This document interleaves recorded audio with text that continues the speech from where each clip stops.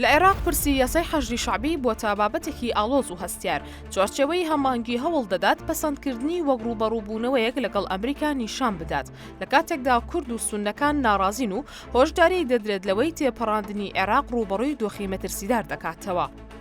لە کاتێکدا یاسای حەشری شەعبی ڕەوانەی پەرلەمانی عێراق کراوە و ئێستا ئامادەیە بۆ دەنگدان لە پەرلەمان، بەڵام تا ئێستا بەهۆی ناکۆکی نێوان فراکسیۆنەکانەوە نەخراوەتە دەنگدانەوە. لایەنگرانی پەسەندکردنی یاساکە هێرش دەکەنە سەر ئەو لایەنانەی دژی پەسەندکردنی یاساکەن و تۆمەتباریان دەکەن بەوەی کە لەژێر کاریگەری ئەمریکادان و ناتوانن بڕیاری سەربەخۆ بدەن. ئەوەش لە کاتێکدایە کە تەنها چەند مانگێک بۆ هەڵبژاردننی پەرلەمانی عێراق ماوە و بەشێک لە لایەنەکان هەوڵ دەدەن بە پەسەندکردنی یاساکە دەنگی هێزەکانی حەشری شەعبی و کەسوکارەکانیان بەدەستبێنن. ئامانج لە یاسای حەشری شەعبی ڕێگریکردنە لە یەکخستنی نزیکەی 3000 ئەندامی حەشری شەعبی لەگەڵ دامەزراوە ئەمنیە فەرمیەکانی عێراق و گۆڕینی بەیەکێکی سەربەخۆ کە پەیوەست بێت بە فەرماندەی گشتی هێزە چەکدارەکانی عێراقەوە.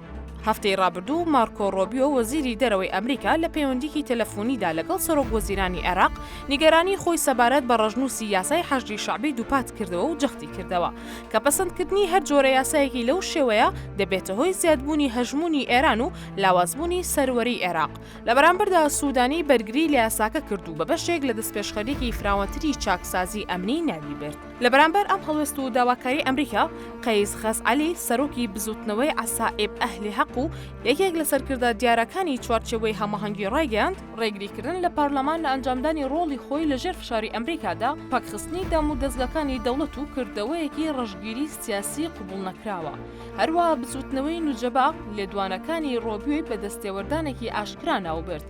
جەختیشی لەوە کردەوە ئەوەی لە گفتوگۆی ڕۆبیۆ سوودانی هەستی پێدەکرێت ڕەوایەتی بەرخۆدان و پێویستی پاراستنی عێراقە لە بەرامبەر پێشێلکاریەکان دەسەلمێنێت. یاسای حەشری شەعبی ڕوبەڕووی ناڕازایی کورد و سونە دەبێتەوە لە کاتێکدا لە بەشێکی یاساکەدا ئاماژە بۆ کراوە کە ئەرکی حەشری شەعبی پاراستنی سیستەمی دەستوری و دیموکراسی و بەرگریکردنە لە یەکپارچەی خاکی عێراق و ڕوبەڕووبوونەوەی تیرۆر.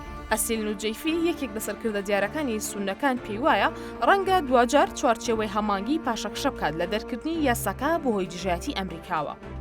نوجەیفی بە ڕۆژنامەی مەدەیوتووە لە کاتی گفتوگۆی ڕۆبیۆ و سوودانیدا ئەمریکا هێڵی سووری ڕوونی بۆ پەیوەندی لەگەڵ بەغداد داناوە و باوەڕ ناکەم دواخستن و وەستان قازانجی هەبێت. ئاماژەی بەوەش کرد چوارچێوە یان لایەنی کەم کوتلە فراوانەکانی ناو ئەو چوارچێوەیە درک بەوە دەکەن کە پێکدادان لەگەڵ واشنگتن لەم کاتەدا باجەکەی سەخت دەبێت. بۆیە عێراق هەوڵ دەدات وەڵامی داواکاریەکانی ئەمریکا بداتەوە، بەڵام بە شێوەیەک نەبێتە هۆی ڕوودانی هیچ جۆرە ململانەیەکی شیعە و سوننە.